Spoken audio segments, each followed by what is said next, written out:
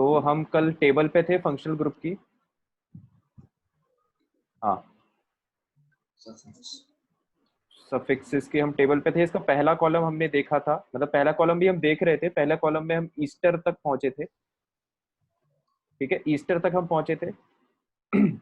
हम हमारा target basically अभी ये था कि हम ईस्टर जो है उसको हम कैसे रिप्रेजेंट करते हैं जनरली, वो हमें याद रहे आसानी से। ठीक है, तो इसी सीरीज में हम और आगे बढ़ते हुए और जो फंक्शनल ग्रुप्स है वो देख लेते हैं। तो ये है कार्बोनिल हेलाइड, है ना। ये तो आसान है, आप लोग चाहो तो कॉपी में लिख लेना। जो C double bond O group है, ये जिसको मैं हाईलाइट कर रहा हूँ, सी डबल बॉन्ड ओ, इसको कार्बोनिल बोलते हैं ना। ये कार्बोनिल जो वर्ड है, ये केमिस्ट्री में जब भी आएगा तो that will represent this C double bond O group. ठीक है, उसके बाद अमाइड, इसको पूरे को बोलते हैं सी डबल बॉन्ड ओ NH2।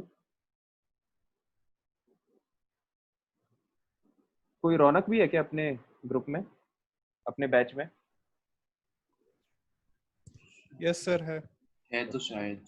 ठीक है, रौनक पाटिल। ठीक है, तो हाँ, तो amide C double bond O NH2 है ना, ये तो आपको ऐसे याद रखना है। साइनाइड भी याद रहता है, C triple bond N। Aldehyde तो याद रहता है, 10th में हमने पढ़ा है। Ketone C double bond O याद रहता है। एल्कोहल याद रहेगा। थियोल याद रख लेना, मतलब जैसा एल्कोहल है वैसा थियोल है। ओ की जगह एस आ जाएगा। अमीन NH2, है ना। अमाइड में सी डबल बॉन्ड NH2 आता है और अमीन में सिर्फ NH2 आता है। तो बाकी फंक्शनल ग्रुप सिंपल है। मेन जो थोड़ा सा टफ लगते हैं स्टूडेंट को, एक तो एनाइड्राइड काफी टफ लगता है स्ट्रक्चर वाइज, और दूसरा ईस्टर। ठीक है, तो चलो ये तो था पहला कॉलम। अभी जो अपना फोकस है वो, our focus was on secondary suffix, right. तो बेसिकली सफिक्सेस हमको देखने थे। ठीक है, अच्छा एक इंपॉर्टेंट बात उससे पहले ये इंपॉर्टेंट बात कि ये जो आप टेबल पढ़ोगे, मतलब जब जब आप इसको कॉपी में लिखोगे, तो ये डिक्रीजिंग ऑर्डर ऑफ सीनियोरिटी में है ना। तो हमको ये टेबल याद करना है। कैसे याद करना है हमको? मैंडेटरली इसी ऑर्डर में याद करना है, जिस ऑर्डर में लिखी है। ठीक है, क्योंकि इसका सीनियोरिटी ऑर्डर है ना। तो भाई अब नेक्स्ट सवाल उठता है कि ये इतने सारे कॉम्प्लिकेटेड हैं नाम, इनको हम एक सीक्वेंस में कैसे याद रखें। तो देखो मैंने उसको ऐसे याद कर रखा है, आप लोग चाहो तो ऐसे याद कर लेना, और नहीं चाहो तो फिर जैसे अच्छा लगे वैसे याद रख लेना, कोई दिक्कत नहीं है। मैं बता देता हूँ कि मैंने कैसे याद कर रखा है। ठीक है, ध्यान से देखना, इसमें मैं यहाँ पे हेडिंग डाल रहा हूँ। सीनियरिटी मतलब क्या है उसमें? एक मिनट बताता हूँ मैं। Trick to remember seniority order.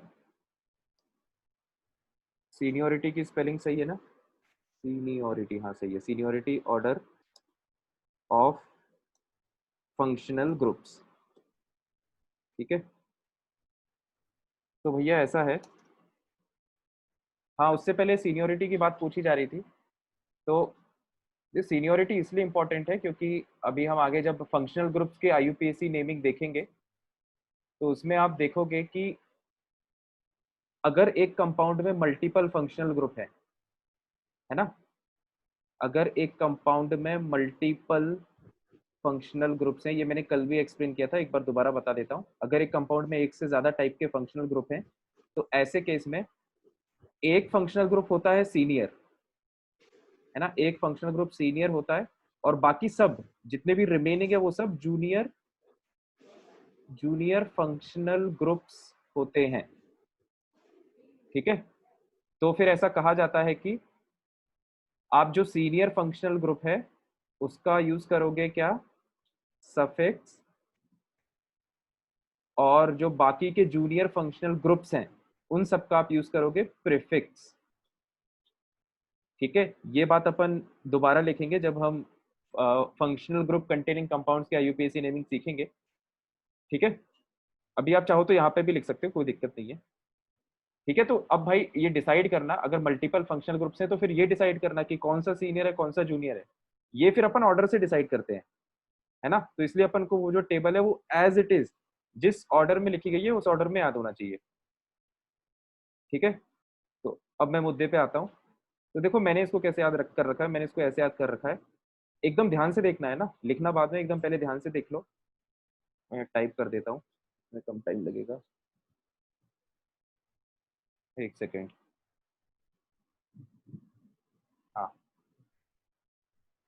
Can someone add electronics and communication also,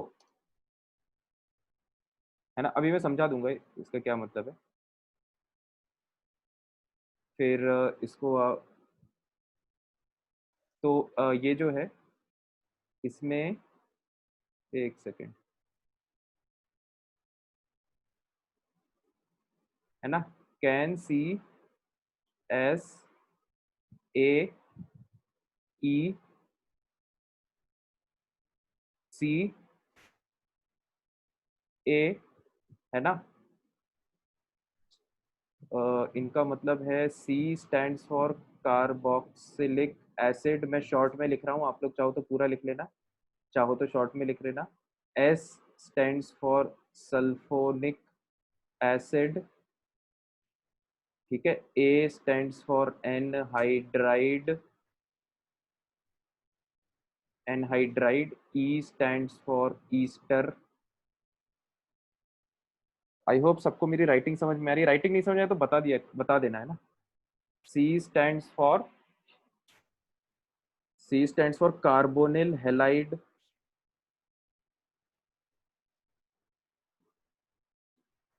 ठीक है। उसके बाद ए स्टैंड्स फॉर एमाइड, ठीक है। अभी इतना पोर्शन खत्म हुआ है, मतलब ये आधा ही स्टेटमेंट है। फिर इसके आगे फिर मैंने इसे नॉर्मल याद कर रखा है, Sakata,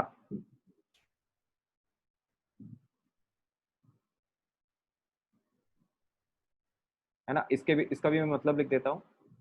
C stands for cyanide, A stands for aldehyde, है ना। के स्टैंड्स फॉर कीटोन, फिर ए स्टैंड्स फॉर, इसको मैं यहाँ साइड में लिख रहा हूँ, है ना। एरोस ध्यान से देख लेना, आप लोग चाहो तो थोड़ा फैला फैला के लिख लेना ताकि क्लियर रहे। ए स्टैंड्स फॉर एल्कोहल, फिर टी स्टैंड्स फॉर थियोल, और lastly A stands for amine, ठीक है। तो ये इस फॉर्म में मैंने याद कर रखा है, तो इसे एकदम मेरे को सीनियोरिटी के ऑर्डर में याद है ना।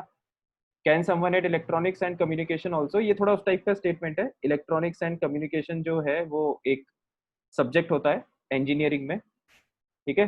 तो इसको आप ऐसे स्टोरी के फॉर्म में ऐसे विजुलाइज कर सकते हो कि जैसे मैं केमिकल इंजीनियरिंग का अगर स्टूडेंट हूँ, तो मेरे को अगर इलेक्ट्रॉनिक्स एंड कम्युनिकेशन पढ़ने में इंटरेस्ट है, तो ऐसे मैं किसी डीन वीन से रिक्वेस्ट कर रहा हूँ कि यार आप कोर्स में, मतलब जो 4 साल का इंजीनियरिंग का कोर्स है उसमें एक ईसी का सब्जेक्ट भी ऐड कर दो, ठीक है, just for the sake of interest, है ना। आप लोग इस स्टेटमेंट को अपने कन्वीनियंस के हिसाब से चेंज कर सकते हो, ऐसा कुछ हार्ड एंड फास्ट नहीं है। तो ठीक है, तो इससे आपको ये इनिशियल अल्फाबेट्स याद रहेंगे, इसके हेल्प से हमको ये ऑर्डर याद रहेगा। अच्छा, सेकेंड इंपॉर्टेंट पॉइंट, अब प्रॉब्लम ये होती है इसमें कि कुछ कुछ अल्फाबेट्स बार बार रिपीट हो रहे हैं, जैसे सी सी सी 3 बार रिपीट हो गया, है ना। अब क्या करें। और जैसे ए बहुत बार रिपीट हो रहा है, ठीक है, तो ए का क्या करें। तो इनको सही से याद रखने के लिए देखो, उसके बाद फिर मैंने ऐसे याद कर रखा है, देखो कार्बोक्सिलिक एसिड तो याद रहता है क्योंकि वो सबसे पहले है, तो इसको याद रखने में कोई दिक्कत नहीं होती। फिर अगला सी से 2 आते हैं, कार्बोनिल हेलाइड और साइनाइड, ठीक है। तो जब फर्स्ट अल्फाबेट सेम है तो मैं सेकेंड अल्फाबेट पे जाता हूँ। सेकेंड अल्फाबेट पे मैंने देखा कि ए जो है, इसमें ए आ रहा है, इसमें वाई आ रहा है, वाई वाई ए के बाद में आता है, तो फिर cyanide should come after carbonyl halide, ठीक है। तो इस तरह से मेरे को सी में कोई कंफ्यूजन याद रखने में नहीं होता है। फिर एस तो याद रहेगा ही। ए की बात करते, ए में बहुत कंफ्यूजन हो सकता है, ठीक है। तो देखो ए के लिए फिर कैसे मैंने याद कर रखा है, अभी अपन यहाँ पे पर्टिकुलरली ए अल्फाबेट की बात कर रहे हैं, है ना। तो ए में कितने, 5 आ रहे हैं ना। तो देखो ए में मैंने ऐसे याद कर रखा है कि पहले तो बड़े वाले आएंगे, ठीक है। साइज वाइज अगर अपन देखें तो पहले बड़े वाले आएंगे, और फिर जैसे जैसे आप नीचे जाते जाओगे फंक्शनल ग्रुप छोटा होते जाएगा, ठीक है। अब आप इसको देख भी सकते हो। तो जैसे ए में सबसे बड़ा है एनहाइड्राइड, है ना, R C double bond O, O C double bond O R, ये सबसे बड़ा है एनहाइड्राइड, तो पहले ये आएगा। फिर है अमाइड, ठीक है, अमाइड है तो ये आ गया। और उसके बाद कौन सा है अमाइड के बाद? एल्डिहाइड, ठीक है, एल्डिहाइड जो है वो अमाइड से भी छोटा है, यहाँ पर NH2 है, यहाँ पर H है, ठीक है। उसके बाद है एल्कोहल, एल्कोहल और छोटा है, आप साइज वाइज देख सकते हो, है ना, मॉलिक्यूल छोटा होते जा रहा है एल्कोहल। और लास्ट में अमीन। तो लास्ट वाला जनरली अपन को याद रहता है ना, लास्ट वाला हमको जनरली याद रहता है, लास्ट वाले में कंफ्यूजन नहीं होता, ठीक है। तो इस तरह से ए में मेरे को फिर कंफ्यूजन नहीं होता, ठीक है, इस ऑर्डर में मैं ए के ऑर्डर में जमा दूंगा, ठीक है। तो ये ए अल्फाबेट की कहानी हुई। उसके बाद ई तो एक ही है, कोई दिक्कत नहीं है। फिर सी हो गया अपना, ए हो गया, के कीटोन एक ही है, टी थियोल एक ही है, ठीक है। तो आप चाहो तो इस तरह से याद रख सकते हो, है ना। सब कुछ क्लियर हो गया क्या? कोई डाउट तो नहीं है इसमें? Yes sir. ठीक है, तो इसको आप लोग नोट कर लो, और इसको एक दो बार अगर आप सही से रिवाइज करोगे तो इसमें फिर आपको याद रह जाएगा, पूरा जो ऑर्डर है वो एज इट इज याद रह जाएगा। लेकिन जो फ्रेजेज है वो एज इट इज याद रखना है ना। स्टेटमेंट अगर आप मिक्स कर दोगे या वर्ड्स अपने हिसाब से चेंज कर दोगे तो ऑर्डर भी चेंज हो जाएगा। जैसे किसी ने मान लो गलती से ऐसे याद कर लिया, कैन एनीवन ऐड, तो एनीवन में फिर ए आ जाएगा, तो आप एनहाइड्राइड को यहाँ पे लगा दोगे, ठीक है। तो हमको ऐसी गलती नहीं करना है, जब भी हमको ट्रिक्स याद करनी है वो हमको एज इट इज याद करनी है, ठीक है। अब अपन वापस मुद्दे पे आते हैं। स्ट्रक्चर तो पूरा रटना पड़ेगा ना? स्ट्रक्चर तो रटना पड़ेगा। स्ट्रक्चर एक्चुअली ऐसा है कि अपन ऑर्गेनिक ट्वेल्थ में इतना पढ़ेंगे ना कि ये सब जो स्ट्रक्चर्स हैं ये तुमको वैसे ही याद हो जाएंगे यार, मतलब इनको अलग से रटना नहीं पड़ेगा, ठीक है। मतलब तुम ऐसा समझ लो कि जनगण मन तुमने इतनी बार पढ़ा है कि तुम्हें उसका मतलब भी नहीं पता जनगण मन में तुम बोलते क्या हो, लेकिन फिर भी तुम्हें बाय हार्ट याद है, उस तरह की बात है, ठीक है। तो फिलहाल के लिए चाहो तो याद कर लो, और अगर नहीं भी याद करोगे तो भी आप इन स्ट्रक्चर्स की इतनी बार यूज करोगे कि आपको ऑटोमेटिकली ये याद हो जाएंगे। तो अब हम आते हैं हमारे मेन पॉइंट पे, क्या डिस्कस कर रहे थे हम? सफिक्स, है ना।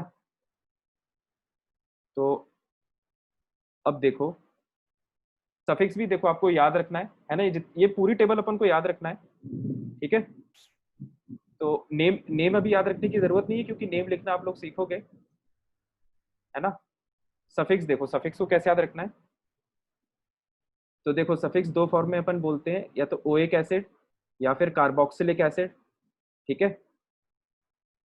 इसका इस ये एक सफिक्स में समझा देता हूँ थोड़ा, है ना, इसका क्या मतलब है, क्योंकि दो दो नाम लिखे हुए हैं, ओइक एसिड और कार्बोक्सिलिक एसिड। तो इसको आप लिख लेना, यहाँ पे हम थोड़ा सा लिख रहे हैं किसके बारे में? यहाँ पे हम लिख रहे हैं सफिक्स ऑफ कार्बोक्सिलिक एसिड के बारे में, ठीक है। जो एक्सप्लेनेशन इसके लिए है बाकी फंक्शनल ग्रुप्स के लिए भी सिमिलर टाइप का एक्सप्लेनेशन रहेगा। तो हम एक को अच्छे से समझ लेते हैं, बाकी हमको समझ में आ जाएगा। तो इसके जो सफिक्स की बात होती है वो, इसमें दो टाइप के सफिक्स हैं जो आपको लिखे गए हैं शीट में, जो आपको दिखते हैं वो दो नाम लिखे गए हैं, ओइक एसिड और कार्बोक्सिलिक एसिड, ठीक है। तो सेकंड तो नाम ही है ना? नहीं नाम नहीं है, सेकंड सफिक्स है, मैं एक मिनट बताता हूँ। देखो इसका मतलब ये है कि ये जो कार्ब वर्ड है ना, ये वाला जो कार्ब वर्ड है, कार्ब वर्ड जनरली कब यूज होगा सफिक्स में? जब कार्बन फंक्शनल ग्रुप का मेन चेन में ना हो, है ना। अभी मैं लिख देता हूं, पहले फिर समझाऊंगा। कार्ब, ये जो कार्ब वर्ड मैंने बॉक्स में हाईलाइट किया है, इसका जनरली कब यूज होगा? Carb will be used generally when the carbon of functional group will not be present in main chain. ठीक है, ऑल्दो अभी अपन ने मेन चेन डिसाइड करना सीखा नहीं है, ठीक है, तो उसको अभी अपन जब रूल्स लिखेंगे तो अपन सीखेंगे, है ना। तो फिलहाल के लिए आप मान लो कि आपको मेन चेन डिसाइड करना आता है। मैं एक कंपाउंड बना देता हूं। तो देखो, जैसे अपन को कार्बन को मेन चेन में इंक्लूड नहीं करना है ना। तो जैसे मान लो ये एक कंपाउंड है,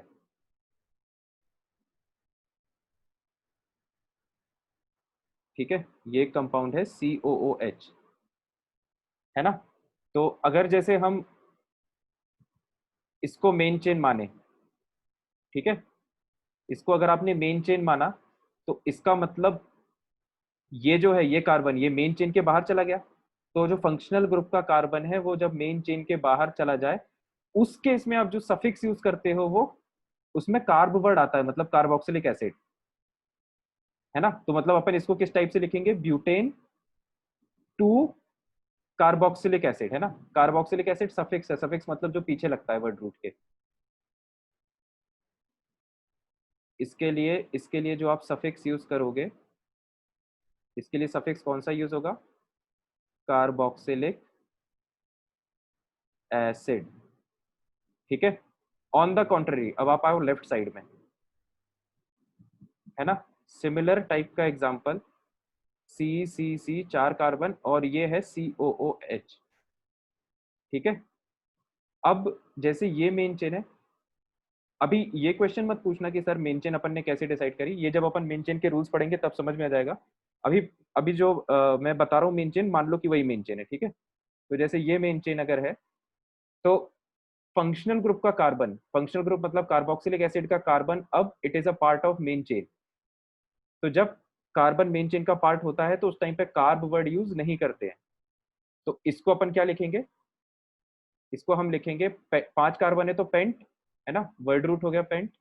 एक सेकेंड, हाँ, तो वर्ड रूट हो गया पेंट 5 कार्बन के कारण, और ओइक एसिड, है ना, ओइक एसिड, ठीक है। तो आपको समझ में आया कि ये दोनों नाम कैसे यूज होते हैं। Carb will be used generally when carbon of functional group का कार्बन मेन चेन में प्रेजेंट नहीं होगा, है ना। और अगर मेन चेन में प्रेजेंट होगा तो फिर हम क्या यूज करेंगे, ओइक एसिड। तो इसको लिख लो पहले। हाँ बोलो, जिसको भी डाउट है। सर नीचे वाले को सर ऐसे ही लिख सकते हैं, ब्यूटेन और फिर लिख दें टू कार्ब मतलब टू कार्बोक्सिलिक एसिड। ऐसे ही लिखोगे, ब्यूटेन, ब्यूटेन 2 पे कार्बोक्सिलिक एसिड, ठीक है, यस। ऐसे ही लिखना पड़ेगा। मतलब ऑल्दो वैसे ये नेमिंग गलत है। गलत कैसे है कि जब भी फंक्शनल ग्रुप अपन लेते हैं तो इसमें जो सीनियर मोस्ट कार्बन है उसको मेन चेन में अपन लेते हैं। ऐसा करो, 1 मिनट रुको, इसको आप वैसे कर लो यार, नहीं तो कुछ स्टूडेंट्स फिर बाद में ये पूछेंगे कि सर ये वाला कार्बन तो मेन चेन में आएगा, है ना। तो मैं और थोड़ा एग्जैक्ट एक्सप्लेनेशन बता देता हूँ। ये वाला कंपाउंड बना लो, इसमें फिर कभी कोई क्वेश्चन नहीं पूछेगा। अब ये वाला जो कंपाउंड है, इसमें मेन चेन यही होगी, ठीक है। ऐसा मैंने इसलिए चेंज किया क्योंकि उसमें आर्ग्यूमेंट ये होता है। मैं देखो थोड़ा आगे की बातें ऑल्दो ये फिर भी मैं बता देता हूँ। जब अपन IUPAC के रूल्स पढ़ेंगे तो उसमें अपन पढ़ेंगे कि मेन चेन में जो फंक्शनल ग्रुप है उसका कार्बन होता है हमेशा। आपको मेन चेन ऐसे सिलेक्ट करना है कि फंक्शनल ग्रुप का कार्बन मेन चेन का पार्ट हो, मतलब फंक्शनल ग्रुप को आपको प्रायोरिटी देनी है। तो अगर मैं वो एग्जांपल लिखता जो मैंने अभी बनाया था, तो उसमें फिर बाद में आप लोग पढ़ के ऐसा आर्ग्यू कर सकते थे कि सर ये नाम तो अपन ने गलत लिखा है ना। तो इसीलिए मैंने अभी कंपाउंड ही चेंज कर दिया। देखो ये है साइक्लोब्यूटेन, मतलब इसमें भी 4 कार्बन है, 1 2 3 4, बस इसमें ये कि रिंग बना दिया अपन ने और एक बाहर निकाल दिया। तो जब अपन साइक्लिक कंपाउंड्स के रूल पढ़ेंगे तो इसमें कंफ्यूजन नहीं होगा, है ना। इसमें तो मेन चेन यही वाली होगी, ये ही मेन चेन होगी, ठीक है, this will be the main chain. तो इसका नाम क्या हो जाएगा, इसका नाम हो जाएगा, मैं यहाँ पे साइड में लिख देता हूँ, साइक्लोब्यूटेन, है ना। साइक्लो वर्ड लगाना जरूरी है क्योंकि साइक्लिक कंपाउंड है, साइक्लोब्यूटेन और अब ये कार्बन जो है ये मेन चेन का पार्ट नहीं है, तो अपन सफिक्स क्या यूज करेंगे, कार्बोक्सिलिक एसिड है ना, साइक्लोब्यूटेन कार्बोक्सिलिक एसिड। सर एक डाउट था मेरा। बताओ। सर मतलब सर इसमें वो नहीं करना पड़ता है सर, अगर साइक्लो कोई कंपाउंड है, मतलब साइक्लिक कंपाउंड है कोई, हम्म। सर इसमें नंबरिंग नहीं करनी पड़ती? यार ये नेमिंग और नंबरिंग की बात अपन आगे करेंगे, है ना। अभी अपना फोकस नेमिंग और नंबरिंग पे नहीं है, अभी अपना फोकस ये है कि फंक्शनल ग्रुप का सफिक्स कैसे कैसे यूज किया जाता है। ठीक है, तो सफिक्स से रिलेटेड कोई डाउट हो तो पूछो। नेमिंग और नंबरिंग जब अभी अपन आगे पढ़ेंगे तो समझ में आ जाएगा। ठीक है, तो आई होप इसमें कोई डाउट नहीं है किसी को। तो अब ये जो रूल है ये हर जगह एप्लीकेबल रहेगा सारे फंक्शनल ग्रुप में। अगर कार्ब वर्ड आ रहा है तो इसका मतलब उस फंक्शनल ग्रुप का कार्बन मेन चेन का पार्ट नहीं है, और अगर कार्ब वर्ड नहीं आ रहा है मतलब उस फंक्शनल ग्रुप का कार्बन मेन चेन का पार्ट है। ठीक है, अब मैं दोबारा प्रोजेक्ट कर रहा हूँ शीट। सर सफिक्स में कार्ब यूज करेंगे अपन की, कार्बोक्सिलिक एसिड पूरा। पूरा कार्बोक्सिलिक एसिड, ये पूरा नाम जो लिखा हुआ है ना कार्बोक्सिलिक एसिड, ये पूरा यस सर। है ना। जैसे ये नाम देखो ना, लिखा तो हुआ है अपन ने, ये देखो ये है पूरा नाम संकेत, साइक्लोब्यूटेन कार्बोक्सिलिक एसिड। इसमें साइक्लो प्राइमरी प्रीफिक्स है, ब्यूट ब्यूट वर्ड रूट है, एन जो है वो प्राइमरी सफिक्स है, और कार्बोक्सिलिक एसिड ये सेकेंडरी सफिक्स है। ठीक है, सर कार्ब क्यों लिखा है यहाँ पर? Carb will be generally used. Carb क्यों लिखे, नहीं तो फिर पता कैसे कर चलेगा कि कार्बन मेन चेन का पार्ट है कि नहीं, अच्छा ठीक। है ना। अपन को जो नेमिंग है उसके रूल्स ऐसे बनाए हैं कि आप नाम पढ़ के सही सही स्ट्रक्चर बना सको, एकदम क्लियर कट, है ना। Yes sir doubt. हाँ बताओ संकेत, कुछ दूधा वाला साउंड हो धन्यवाद। रहा है यार। सर हाँ बताओ बताओ, बोलो बोलो। सर मतलब जो जो आपने बनाया साइक्लिक वाला, हाँ हाँ सर हाँ, कार्बोक्सिलिक एसिड इन्हीं में यूज होगा बस? कार्बोक्सिलिक एसिड इन्हीं में यूज होगा मतलब, कार्बोक्सिलिक एसिड मतलब मतलब ये सर नाम। इनमें वो, हाँ सर। हाँ मतलब जब जब भी COH है तो उसमें या तो ओइक एसिड आएगा या कार्बोक्सिलिक एसिड आएगा, दोनों में से कोई एक तो आएगा ही। नहीं सर, मैं ये पूछ रहा हूँ सर, इसमें ओइक एसिड लिख सकते हैं कि नहीं? नहीं नहीं लिख सकते। ओइक एसिड क्यों लिखोगे यार, वही तो बात है ना, तो डेफिनेशन पढ़ो ना ध्यान से, इसमें क्या लिखा है अपन ने, कार्ब कार्ब अगर मतलब कार्बन अगर फंक्शनल ग्रुप का पार्ट नहीं है, सॉरी, फंक्शनल ग्रुप का कार्बन अगर मेन चेन का पार्ट नहीं है तो आप उसको कार्बोक्सिलिक एसिड लिखोगे। आप मान लो कि ये मेन चेन, आपको पता है कि ये मेन चेन है, तो कार्बन मेन चेन का पार्ट नहीं है, तो अपन ओइक एसिड नहीं लिख सकते, गलत नाम हो जाएगा, वो कार्बोक्सिलिक एसिड ही लिखेंगे। ठीक है, यस सर। आयुष क्या पूछ रहे हैं कि sir carboxylic acid generally exception होगा। कार्बोक्सिलिक एसिड जनरली एक्सेप्शन होगा, इसका क्या मतलब है आयुष, थोड़ा एक बार अनम्यूट करके समझाओ। कार्बोक्सिलिक एसिड एक्सेप्शन होगा, इसका मतलब मैं समझ नहीं पा रहा हूँ तुम्हारा जो सवाल है ना। एक्सेप्शन तुम किस सेंस में पूछना चाह रहे हो, थोड़ा स्पेसिफाई करो। सर मैं पूछ रहा हूँ मतलब कार्बोक्सिलिक एसिड जनरली एक्सेप्शन होगा, आई मीन ज्यादातर हमें ओइक एसिड वाला यूज करना पड़ेगा, पूछ रहा हूँ मतलब मैं। हाँ मतलब जनरली तो ओइक एसिड वाले कंपाउंड मिलते हैं, कभी कभी कार्बोक्सिलिक एसिड वाले भी मिलते हैं। जैसे जनरली साइक्लिक कंपाउंड्स में अपन जो बाहर वाला फंक्शनल ग्रुप है उसका कार्बन इंक्लूड नहीं कर पाते मेन चेन में, क्योंकि उस टाइम पे मेन चेन केवल साइक्लिक पोर्शन होता है। तो ऐसे केसेस में जनरली कार्ब वर्ड यूज होता है, वो जब अपन अभी आगे पढ़ेंगे नेमिंग तो फिर आपको और डिटेल में समझ में आ जाएगा। ठीक है, ओके सर। तो आई होप ये सफिक्स सबको क्लियर हो गया होगा। अब देखो अगला सफिक्स देखो, अब इसमें तो देखो कार्बन ही नहीं है, इसमें जब कार्बन है ही नहीं तो फिर कार्बन को इंक्लूड या एक्सक्लूड करने की बात ही खत्म हो गई, तो इसमें तो बस एक ही नाम चलता है, सल्फोनिक एसिड। तो इसका सफिक्स तो आसान है, मतलब सफिक्स याद करने के लिए आसान होते हैं ना। सफिक्स जो है वो जो मेन नाम है कार्बोक्सिलिक एसिड उसी के सिमिलर साउंड करते हैं, अगर आप ध्यान दोगे तो ओइक एसिड कार्बोक्सिलिक एसिड है ना, लगभग एक जैसा नाम है। इसका नाम सल्फोनिक एसिड होता है कंपाउंड का, और इसके सफिक्स का नाम भी सल्फोनिक एसिड होता है, तो ये तो आसानी से याद रहेगा। देखो सर प्रीफिक्स क्या है? प्रीफिक्स की बात अपन बाद में करेंगे, अभी अपन सफिक्स पढ़ रहे हैं तो सिर्फ अपना फोकस सफिक्स पे रखो, है ना। एनहाइड्राइड की अगर हम बात करें तो कल आप लोगों को याद होगा एनहाइड्राइड हमने कैसे लिखा था, कार्बोक्सिलिक, दो कार्बोक्सिलिक एसिड के मॉलिक्यूल को हम आमने सामने रखते हैं और उनमें से हम वाटर मॉलिक्यूल को हटा देते हैं, ठीक है। इसका मतलब हम Yes. ऐसे कह सकते हैं कि एनहाइड्राइड जो है वो कार्बोक्सिलिक एसिड से जनरेट होता है। तो जब ये मॉलिक्यूल कार्बोक्सिलिक एसिड से जनरेट होता है तो जैसे सफिक्स आपने कार्बोक्सिलिक एसिड के लिए लिखे हैं वैसे ही आप कार्बोक्सिलिक एनहाइड्राइड के लिए, सॉरी, वैसे ही आप एनहाइड्राइड के लिए लिख लो। तो oic acid, oic anhydride, carboxylic acid, carboxylic anhydride, ठीक है। तो आई होप ये तो क्लियर हो गया होगा। उसके बाद ईस्टर, ईस्टर का सफिक्स होता है O8 और कार्बोक्सिलेट, है ना। तो ये आपको ध्यान रखना है थोड़ा। इसको कैसे ध्यान रख सकते हो? O8 कार्बोक्सिलेट, कोई ईस्टर का नाम बताओ जो फेमस हो। Methyl ethanoate. इथेनोएट, मिथेनोएट, ये आप जब आपने वो सोप पढ़ा होगा तो सोप सपोनिफिकेशन में ईस्टर भी पढ़ते हैं ना अपन, मिथाइल मिथेनोएट।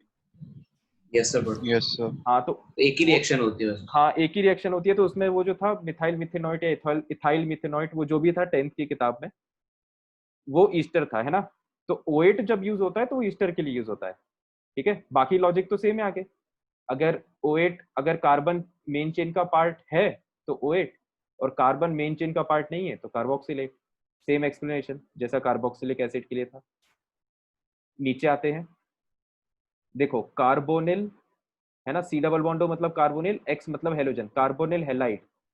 तो अगेन वही बात, कार्बोनिल हेलाइड अगर कार्बन मेन चेन का पार्ट नहीं है तो, और अगर है तो ऑयल हेलाइड, मतलब सामने का कार्ब हटा दो तो ये ओनेल टाइप का बचेगा, इसमें से एन और हटा दो तो ये ऑयल हेलाइड बचेगा, ठीक है। मतलब सर अगर CO है जो डबल बॉन्ड के साथ, वो अगर पार्ट है मेन चेन का, तो कार्बोनिल तो OL होगा सिर्फ। सिर्फ ऑयल होगा, हाँ। मतलब जैसा कार्बोक्सिलिक एसिड में था ना, एग्जैक्ट एक्सप्लेनेशन यहाँ पे सेम एज इट इज, ठीक है। यस। तो ऐसा सब में ही है, जैसे ये अमाइड, है ना, C डबल बॉन्ड NH2 को अमाइड बोलते हैं। और अगर कार्बन मेन चेन का पार्ट नहीं है तो कार्ब ऑक्सामाइड। सर, हाँ बताओ। यदि हमें जस्ट फॉर्मूला दिया है, हमें स्ट्रक्चर नहीं दिया, तो हम कैसे आइडेंटिफाई करेंगे कि कार्बन पार्ट है मेन चेन का या नहीं है? अगर हमें सिर्फ फॉर्मूला दिया है, बोले तो मॉलिक्यूलर फॉर्मूला दिया है। यस सर, हमें स्ट्रक्चर नहीं दिया तो हम कैसे आइडेंटिफाई करेंगे? स्ट्रक्चर नहीं दिया तो आप नहीं आइडेंटिफाई कर सकते हो, बिल्कुल सही क्वेश्चन है। आइडेंटिफाई नहीं कर सकते अपन स्ट्रक्चर नहीं दिया तो, क्योंकि तो फिर हम प्रॉब्लम, कोई भी नेम यूज करेंगे तो हमारे मार्क्स नहीं कटेंगे, मतलब दिक्कत नहीं होगी आइडेंटिफिकेशन यदि हम वैसे पर्टिकुलर नहीं। थोड़ा सा आगे का क्वेश्चन है ये, मैं बहुत शॉर्ट में इसको समझा देता हूँ, समझ में आ जाएगा। एक जैसे कंपाउंड है C5H12, है ना, पेंटेन। तो इसके दो स्ट्रक्चर पॉसिबल हैं, मतलब मल्टीपल स्ट्रक्चर पॉसिबल है। मैं बस अभी दो बना के बता रहा हूँ। एक तो ये, है ना, 5 कार्बन, और एक ये, ठीक है। इसका नाम आएगा, ध्यान से सुनना, इसका नाम होगा पेंटेन, इसका नाम होगा 2 मिथाइल ब्यूटेन, सही है। सेकेंड पोजीशन पे मिथाइल ब्यूटेन, और इसका नाम होगा पेंटेन। तो दोनों का नाम अलग अलग है, ठीक है, और दोनों का स्ट्रक्चर भी अलग अलग है ना। इसका मतलब ये हुआ, ध्यान से सुनना, कि मॉलिक्यूलर फॉर्मूला से आप IUPAC नेम प्रिडिक्ट नहीं कर सकते। IUPAC नेम एक स्ट्रक्चर का होता है, IUPAC नेम एक मॉलिक्यूलर फॉर्मूले का नहीं होता, ठीक है। तो ओके अगर सर। मॉलिक्यूलर फॉर्मूला आपको दिया है और कोई नाम लिखने के लिए बोल रहा है तो मतलब वो गलत बात कह रहा है ना। The statement sir. Is invalid, ठीक है। तो बाकी ये बात अपन आइसोमर्स जब पढ़ेंगे तो उसमें भी करेंगे, कोई दिक्कत नहीं है। तो हम आगे बढ़ते हैं। इसी तरह से आप आगे देख लो, साइनाइड को जनरली नाइट्राइल भी बोला जाता है। नाइट्राइल और साइनाइड एक ही चीज है ना। तो नाइट्राइल और अगर कार्बन और कार्बोनाइट्राइल, ठीक है, नाइट्राइल और कार्बोनाइट्राइल। इसी तरह से एल्डिहाइड, तो एल्डिहाइड का कार्बन अगर मेन चेन में नहीं है तो इसको कार्बल्डिहाइड बोल दिया जाता है, और मेन चेन में है तो इसको पूरा एल्डिहाइड नहीं बोला जाता, सिर्फ अल लगा दिया जाता है, ठीक है। बहुत सी चीजें तो आपको एग्जांपल से भी याद रहेगी, जैसे मान लो पेंटेनल, ब्यूटेनल, ये अपन ने 10th में पढ़ा है, ये सब एल्डिहाइड है। तो जैसे किसी को पेंटेनल याद है तो उसको याद रहेगा कि भाई एल्डिहाइड में जो सफिक्स है वो Al होता है, ठीक है। फिर जैसे अपन कीटोन की बात करें तो कीटोन में ओन आएगा,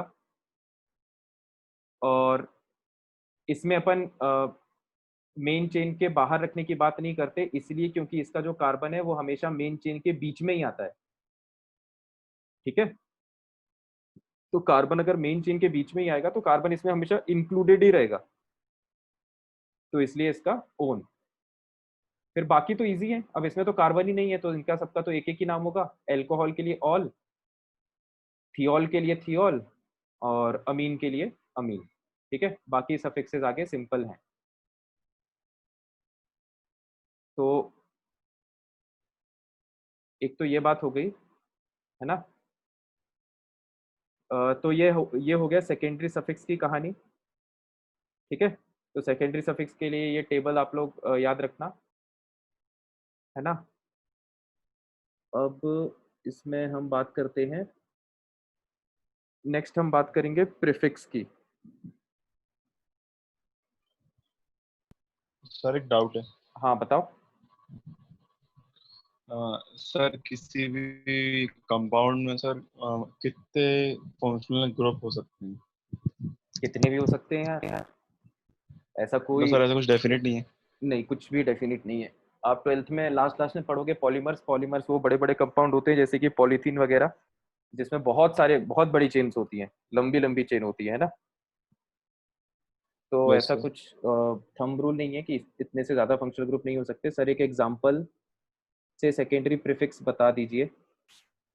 सेकेंडरी सफिक्स की बात करो यार अभी पहले, है ना। सेकेंडरी सफिक्स में कोई डाउट हो तो पूछो।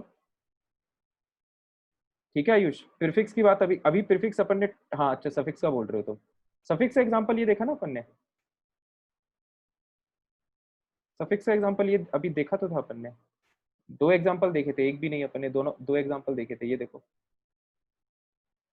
ये यहाँ पर ओइक एसिड इसका सफिक्स है, और यहाँ पर कार्बोक्स, इस नाम में कार्बोक्सिलिक एसिड, ये सफिक्स है। ठीक है, साइक्लोब्यूटेन कार्बोक्सिलिक एसिड, ये कंप्लीट नेम है। ठीक है आयुष, बाकी एक बार जब अपन पांचों कंपोनेंट्स पढ़ लेंगे ना, उसके बाद आपको ज्यादा अच्छे से समझ में आएगा। ठीक है, तो अब आप नेक्स्ट हेडिंग डाल लो, प्राइमरी प्रीफिक्स, है ना। देखो हमने अभी तक वर्ड रूट, फिर प्राइमरी सफिक्स, फिर सेकेंडरी सफिक्स देख लिया है। अब हम वर्ड रूट से लेफ्ट की तरफ मूव कर रहे हैं ना। तो प्राइमरी प्रीफिक्स हम लिख रहे हैं, जो चौथा है प्राइमरी प्रीफिक्स। ठीक है, प्राइमरी प्रीफिक्स बहुत सिंपल है। अगर कंपाउंड साइक्लिक है तो प्राइमरी प्रीफिक्स साइक्लो यूज होता है। अगर कंपाउंड साइक्लिक नहीं है तो प्राइमरी प्रीफिक्स यूज नाम में नहीं होता है। बस इसमें एक लाइन अपन को लिखना है।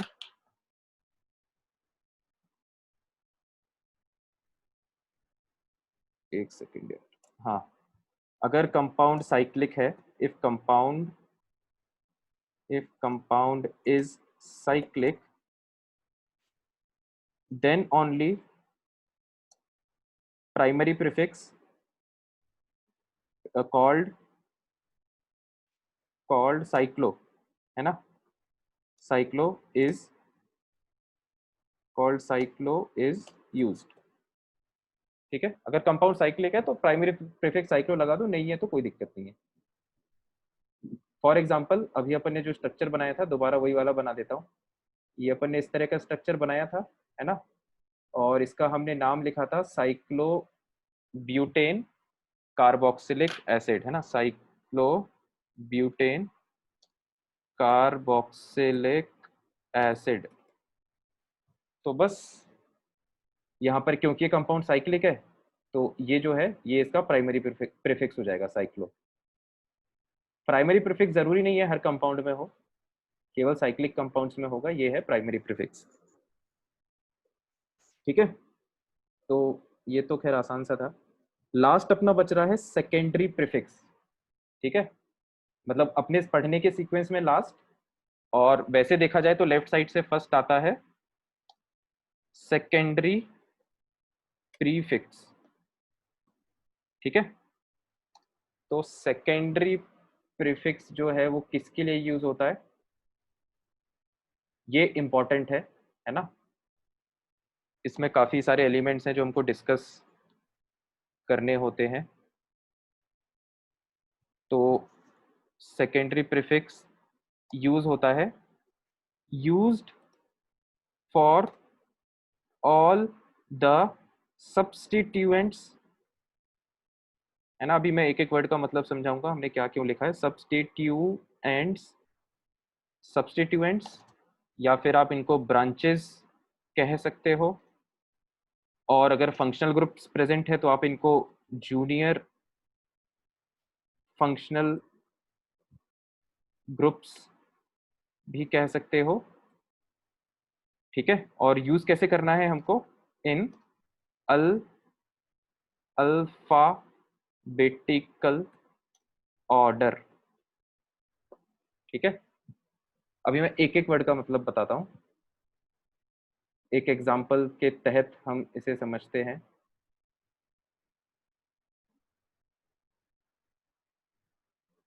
तो जैसे कोई बड़ा सा कंपाउंड अपन ले लें, ये अपन ने ले लिया मान लो,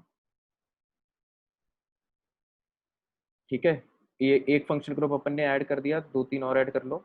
ये मान लो एक यहाँ पर OH ऐड कर दिया है, यहाँ पर मान लो हमने एक कीटोन ऐड कर दिया है, फिर हमने यहाँ पर एक मिथाइल ऐड कर दिया, यहाँ पर एक इथाइल ऐड कर दिया, ठीक है। तो मतलब हमने काफी कॉम्प्लिकेटेड कर दिया कंपाउंड को, ठीक है। अब देखो, तो सेकेंडरी प्रीफिक्स किसके लिए यूज होगा, तो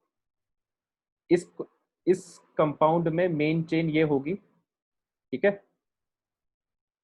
मेन चेन ये क्यों होगी, ये इस टॉपिक में मैं अभी नहीं एक्सप्लेन कर रहा, ये मेन चेन जब अपन डिस्कस करेंगे तब एक्सप्लेन करूंगा। अभी मान लो कि आपको पता है ये मेन चेन है, और मान लो आपको ये भी पता है कि नंबरिंग ऐसे ही होती है 1 2 3 4 5 6 7, ठीक है। तो this is a 7 carbon main chain. तो देखो सब्स्टिट्यूएंट्स का मतलब क्या होता है, सब्स्टिट्यूएंट्स या ब्रांचेस मेन चेन से जो चीजें बाहर निकलती हैं उनको बोलते हैं ब्रांचेस या सब्स्टिट्यूएंट्स, मतलब they are the synonyms of same thing, ठीक है। तो ब्रांचेस और सब्स्टिट्यूएंट्स का क्या मतलब है, आप लोग चाहो तो यहाँ पे लिख सकते हो ऊपर, इसको आप यहाँ पे लिख लो चाहो तो, species which come out of the main chain, which come out of main chain, है ना। हर वो चीज जो मेन चेन से बाहर है वो ब्रांच या सब्स्टिट्यूएंट। और जूनियर फंक्शनल ग्रुप हमने क्यों लिखा है, क्योंकि ये भी ऑफ कोर्स एक ब्रांच है, लेकिन ये जो है ये हाइड्रोकार्बन है, मतलब ये एक एल्काइल ग्रुप है, आप इसको मिथाइल ग्रुप बोलोगे, है ना। एल्काइल ग्रुप हमने कल समझा था, इसको आप मिथाइल ग्रुप बोलोगे, मिथाइल। इसको आप इथाइल ग्रुप बोलोगे क्योंकि इसमें 2 कार्बन है, इथाइल YL। और ये है, ये हाइड्रोकार्बन, ये एल्काइल ग्रुप नहीं है, अब ये फंक्शनल ग्रुप है, ठीक है। लेकिन इंपॉर्टेंट बात ये है, अभी हमने थोड़ी देर पहले एक पॉइंट लिखा था कि जब भी, वो हटा दिया क्या मैंने, हाँ, कि जब भी कंपाउंड में मल्टीपल फंक्शनल ग्रुप प्रेजेंट हो तो सीनियर फंक्शनल ग्रुप के लिए आप सफिक्स और बाकी जितने भी जूनियर्स हैं उन सब के लिए प्रीफिक्स यूज करते हो। तो इस कंपाउंड में ये सीनियर मोस्ट फंक्शनल ग्रुप है, COH सीनियोरिटी के हिसाब से सबसे ऊपर आता है, ठीक है। तो इसका तो आप यूज करोगे सफिक्स, है ना, वो भी कौन सा, सेकेंडरी सफिक्स। और ये जो ग्रुप्स हैं, मतलब ये जो फंक्शनल ग्रुप्स हैं, अब इसमें 2 टाइप के फंक्शनल ग्रुप और हैं, एक अल्कोहल, दूसरा कीटोन। तो इनके लिए आप क्या यूज करोगे, सेकेंडरी प्रीफिक्स, ठीक है। तो CH3 का सेकेंडरी प्रीफिक्स मिथाइल, CC का सेकेंडरी प्रीफिक्स इथाइल, OH का प्रीफिक्स होगा हाइड्रोक्सी। ये अभी हम टेबल में से देख के वेरीफाई कर लेंगे, ठीक है। इसका होगा हाइड्रोक्सी, और इसका होगा ऑक्सोकीटो, तो इसका होगा ऑक्सो, है ना। ये जो फंक्शनल ग्रुप है इसका होगा ऑक्सो। तो अब मैं इसका पूरा नाम लिख देता हूं, उसके बाद मैं एक्सप्लेन करूंगा तो सब समझ में आ जाएगा। तो हमने लाइन क्या लिखी है कि जितने सेकेंडरी प्रीफिक्स सब्स्टिट्यूएंट्स, ब्रांचेस या जूनियर फंक्शनल ग्रुप्स के लिए यूज होता है। तो 4 सेकेंडरी प्रीफिक्सेस यूज होंगे, इसके लिए, इसके लिए, इसके लिए और इसके लिए, और इन सबको हमको कैसे जमाना है, अल्फाबेटिकल ऑर्डर में। ठीक है, तो आपका जो फॉर्मेशन है कंपाउंड का, मतलब एक नाम का जो स्ट्रक्चर होता है, इस स्ट्रक्चर को हमने इस तरह से लिखा है कि सबसे पहले आता है वर्ड रूट, ठीक है, सफिक्सेस आते हैं राइट साइड में, प्रीफिक्सेस आते हैं लेफ्ट साइड में, और वर्ड रूट के जो पास होता है वो प्राइमरी होता है, वर्ड रूट से जो दूर होता है वो सेकेंडरी होता है। ठीक है, तो ये नाम का एक स्ट्रक्चर रहता है, secondary prefix, primary prefix, word root, primary suffix, secondary suffix. ये जो कंपाउंड है इसमें वर्ड रूट होगा 7 कार्बन की चेन, मतलब हेप्ट, है ना, HEPT, तो वर्ड रूट हो जाएगा हेप्ट। फिर प्राइमरी सफिक्स, ठीक है, तो प्राइमरी सफिक्स हमको ये बताता है कि भैया मेन चेन में सिंगल बॉन्ड है कि डबल बॉन्ड है कि ट्रिपल बॉन्ड है, सारे सिंगल बॉन्ड्स हैं, तो प्राइमरी सफिक्स जो है वो यूज होगा एन, है ना। फिर सेकेंडरी सफिक्स, तो सेकेंडरी सफिक्स किसका होता है, सीनियर फंक्शनल ग्रुप का। कार्बन जो है वो मेन चेन का पार्ट है, तो ओइक एसिड, तो सेकेंडरी सफिक्स हो गया ओइक एसिड। और हम प्रीफिक्सेस पे आए, तो प्राइमरी प्रीफिक्स, इसमें कोई भी साइक्लिक पोर्शन नहीं है कंपाउंड में, तो प्राइमरी प्रीफिक्स यहाँ पर इनएप्लीकेबल है। सेकेंडरी प्रीफिक्स जो हमें मेन, जो हमारा टॉपिक है जिस पे हमें फोकस करना था, उस पे हम फोकस करते हैं अब। ठीक है, तो जो सेकेंडरी प्रीफिक्स है उसमें हमने सबके सेकेंडरी, चारों के सेकेंडरी प्रीफिक्सेस लिख लिए। तो अब मुद्दा ये होता है कि जो ब्रांचेज हैं वो हमेशा एक से ज्यादा हो सकती है ना, एस लगाया है हमने प्लूरल, तो जब एक से ज्यादा है तो आप इसको लिखोगे कैसे, कोई इसको पहले लिख दे, कोई इसको पहले लिख दे, कोई सब अपने हिसाब से लिख देंगे, सबके नाम अलग अलग आएंगे। तो उसके रूल इन्होंने कैसे बनाए कि आप भैया अल्फाबेटिकल ऑर्डर फॉलो करो, तो फॉलो करो। ई सबसे पहले आता है, फिर उसके बाद क्या आता है, ABCDEFGHIJKLMNO। ठीक है, तो बस अब तो क्या बचा जिंदगी में, अब लिख दो इसको। और लिखेंगे कैसे, पोजीशन इंडिकेट करते हुए।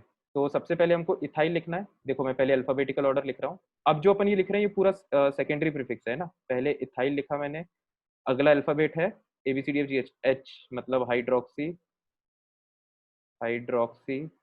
फिर अगला है M मतलब मिथाइल, और O मतलब ऑक्सो, मिथाइल और ऑक्सो। ठीक है, लेकिन साथ में आपको पोजीशन भी इंडिकेट करना जरूरी है, पोजीशन नहीं इंडिकेट करोगे तो कोई भी अपने मन से कहीं भी ब्रांच को लगा देगा, तो कंपाउंड चेंज हो जाएगा। तो इथाइल लगा हुआ है 4th कार्बन पे, फिर 4th, 5th, फिर मिथाइल लगा है 6th पे, और ऑक्सो लगा है 3rd पे, 4 6 5 3rd, नहीं सॉरी 4 5 6 और फिर 3। तो ये मैं नंबर सब इनके सामने चिपका देता हूँ, है ना, 4 5 पे हाइड्रोक्सी, 6 पे मिथाइल और 3 पे ऑक्सो, है ना। ये पूरा है अपना, ये पूरा है क्या, सेकेंडरी प्रीफिक्स।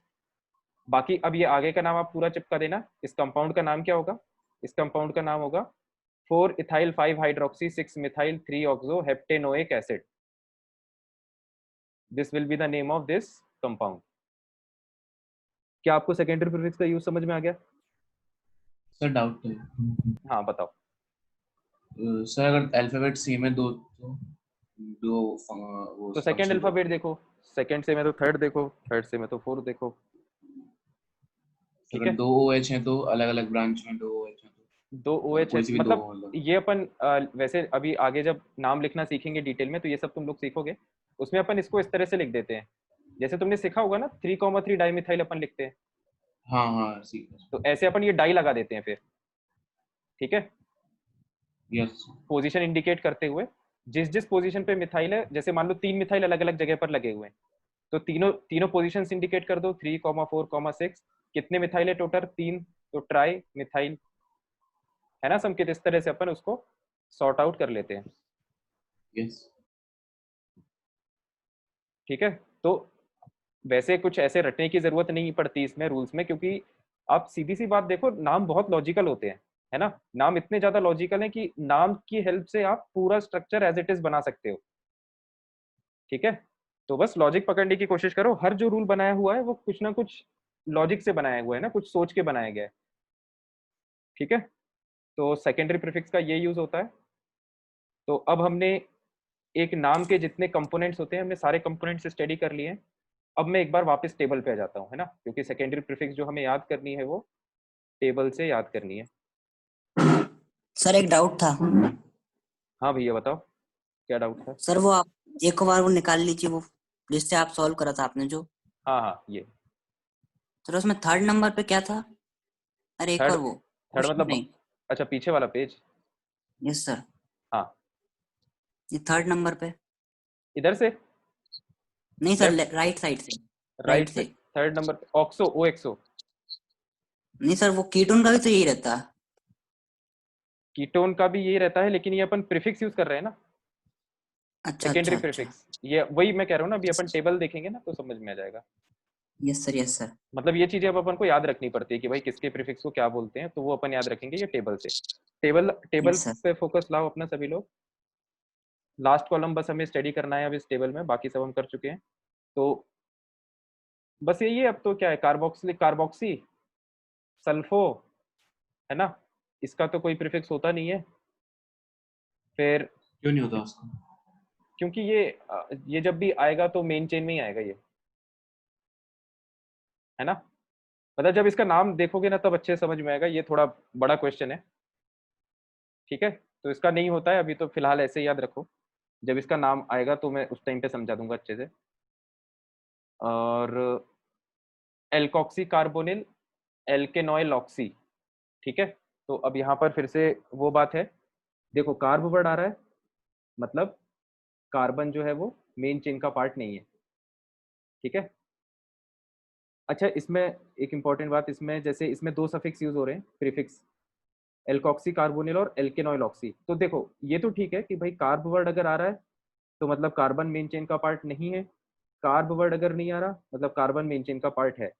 तो कुछ स्टूडेंट्स को ऐसा डाउट हो सकता है कि सर यहाँ पर आप दो नाम यूज कर रहे हो, तो फिर यहाँ पर भी दो नाम यूज करने चाहिए। सही कह रहा हूँ ना मैं?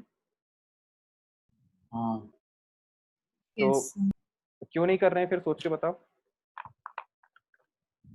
सर, उसका शायद सर वो तो रहेगा ही ना हमेशा सर, COH तो हमेशा मतलब हमेशा पार्ट रहेगा शायद वो मेन चेन का, क्योंकि उसके सर एक ही साइड से चेन, एक ही साइड आ रहे हैं ना।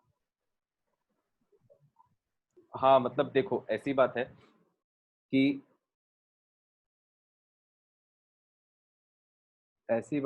एक सेकंड रुको यार, कहाँ गया हाइलाइटर, खो गया मेरा।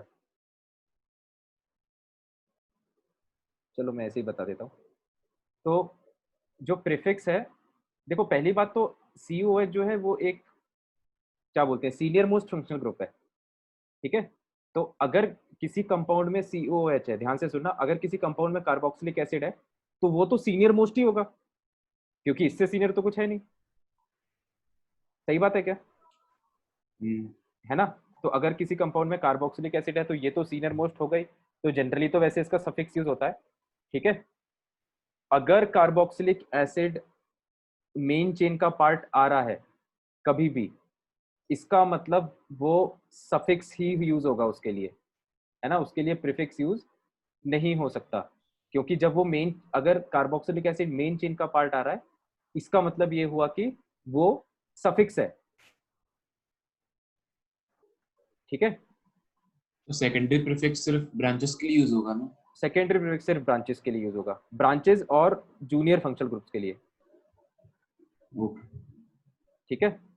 तो अटैच हो तब भी जूनियर फंक्शन ग्रुप, अटैच मतलब, द मेन चेन के साथ अटैच हो तब भी होगा? हाँ हाँ बिल्कुल, जैसे यहाँ पे हो रहा है ना, ये देखो ना, जैसे कीटोन का मैं बताता हूँ, रुको। अभी कीटोन था अपने कंपाउंड में, है ना, ये देखो कीटोन 9th पोजीशन पे है, इसका क्या है, ऑक्सो, ठीक है। इसमें इसमें एक और नहीं लिखा है, आप लोग इसमें लिख लेना, ऑक्सो के बगल में कॉमा लगा के कीटो भी लिख लेना, KETO। इसमें इन्होंने पता नहीं मिसप्रिंट है, शायद शीट में मिस हो गया ये। इसको, इसमें ऐसा होता है, दो प्रीफिक्सेस होते हैं, ऑक्सो कॉमा कीटो, है ना। ऑक्सो अगर, यार रुको मैं पेज में ही लिख देता हूँ। अच्छा एक मिनट, पहले पूरी टेबल देख लेते हैं, जो जो मिस होगा फिर मैं एक साथ लिख दूंगा वहां पे बाहर, है ना। तो देखो दो प्रीफिक्सेस ये हो गए, है ना, ये आपको याद रखना है, एल्कोक्सी कार्बोनिल और एल्केनॉइल ऑक्सी। जहाँ बाकी लॉजिक वही है, जहाँ भी कार्ब वर्ड आ रहा है मतलब कार्बन मेन चेन में नहीं है। फिर हेलो कार्बोनिल, ठीक है, हेलो मतलब हेलोजन, कार्बोनिल। फिर अमाइड के लिए कार्बामॉइल, साइनाइड के लिए सयानो। देखो इसके लिए दो प्रीफिक्स यूज हो रहे हैं, ऑक्सो और फॉर्माइल, है ना। तो ऑक्सो जो है ये, चलो एल्डिहाइड और कीटोन का मैं अलग से लिख दूंगा, उसको आप वहां पे लिख लेना, इन्होंने उतने सही से लिखा नहीं है शीट में, क्लियर नहीं है कि कौन सा कब यूज करना है। अभी 10th पे आ जाओ एल्कोहल पे। तो एल्कोहल के लिए हाइड्रोक्सी, अभी अपन ने यूज किया अपने नाम में हाइड्रोक्सी प्रीफिक्स। और 11th में इसको, इसका मर्केप्टो होता है, याद रखना है ये सब, और इसका अमीनो होता है, ठीक है। अब अपन 8th और 9th अलग से लिख लेते हैं थोड़ा अच्छे से। तो हम सेकेंडरी प्रीफिक्सेस की बात कर रहे थे। सेकेंडरी प्रीफिक्सेस आप लिख लो दो फंक्शनल ग्रुप के लिए, एक तो है एल्डिहाइड, अभी यहीं पे लिख लो कॉपी में, फिर बाद में अगर टेबल लेवल बनाओगे तो उसमें शीट में कॉलम में ही चेंज कर लेना। तो एल्डिहाइड के दो सेकेंडरी प्रीफिक्स होते हैं,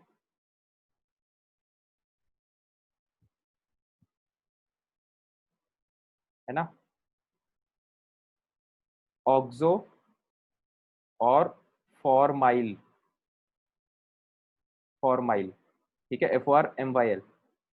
तो ऑक्सो मतलब कार्बन जो है वो मेन चेन का पार्ट है, ठीक है, इसको आप लिख लो यहाँ पे,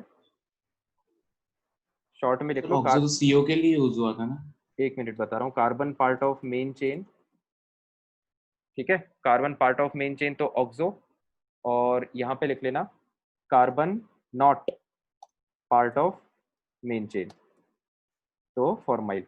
हाँ संकेत क्या कह रहे हैं? सर ऑक्सो तो अपन ने सीओ के लिए यूज करा था ना, कीटोन के लिए। दोनों के लिए यूज हो जाता है, एल्डिहाइड कीटोन के लिए, ठीक।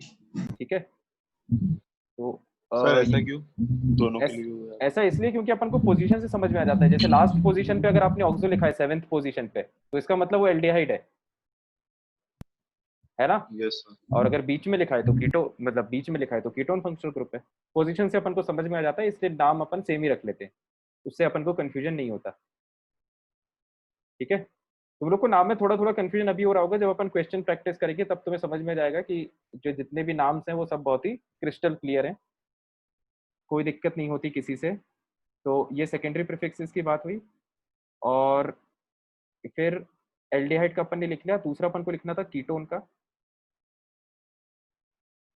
तो कीटोन का सेकेंडरी प्रीफिक्स होता है ऑक्सो, सेम डेफिनेशन, ये सेम लाइन यहाँ पे लिख लेना, और यहाँ पे फिर अपन यूज करते हैं कीटो,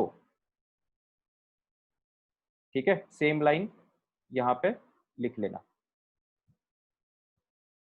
ठीक है। इसको लिख लो जल्दी जल्दी, ये लाइन यहाँ पे आ जाएगी, लिखना नहीं हो तो ऐसे एरो बना देना जैसे मैंने बना दिया, और ये लाइन यहाँ पे आ जाएगी।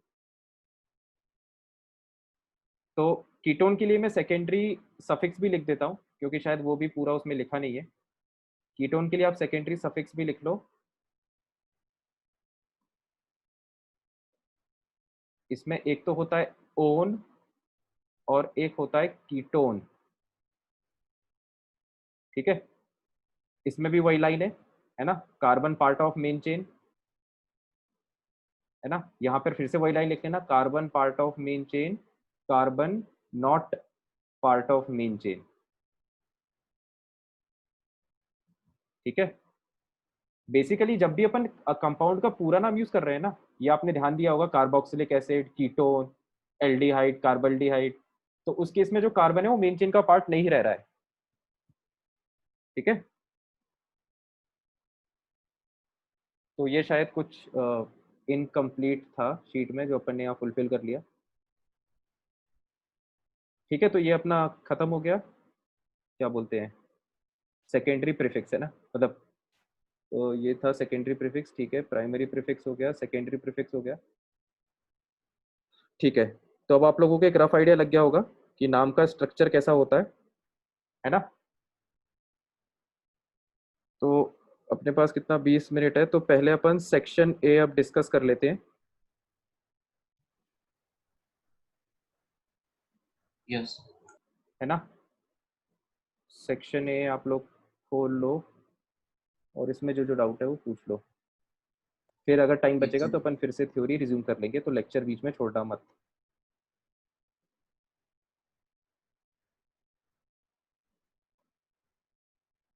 हाँ भाई बताओ। A3 A2